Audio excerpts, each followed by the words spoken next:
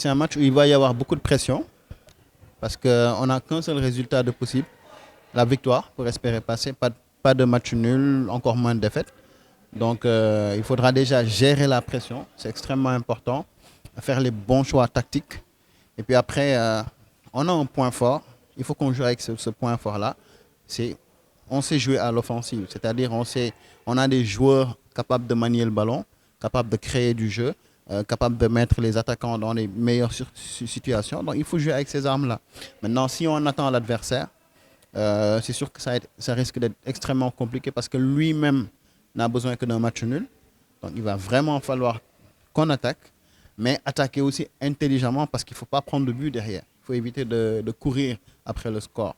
Donc dans l'absolu, idéalement, bien débuter le match avec déjà en marquant un but et ensuite après le gérer, mais de façon intelligente. Mais vraiment éviter de trop se mettre la pression du temps, mais la pression du résultat aussi parce que ça peut être inhibant. Je trouve qu'on prend des buts, je dirais pas bêtes, mais c'est des buts qu'on peut éviter. Par exemple, sur le but contre la Hollande, le premier but et le but qatarien, c'est à peu près la même configuration. Un joueur qui a le ballon, il n'y a pas de contestation, il a la possibilité de contrôler, de choisir, de mettre le ballon là où il veut le mettre et de le mettre.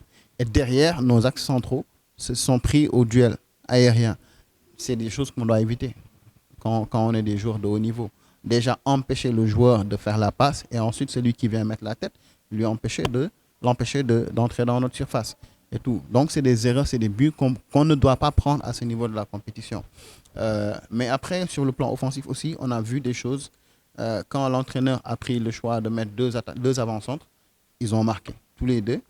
Il a même fait un remplacement pour faire entrer un autre avant-centre qui aussi a marqué. C'est pour ça que je dis qu'en termes, sur le plan offensif, on a de réelles qualités. Et il faut qu'on joue sur nos qualités, qu'il n'y ait pas de peur, que l'entraîneur n'ait pas, par exemple, peur d'encaisser, parce qu'un match nul arrange l'adversaire.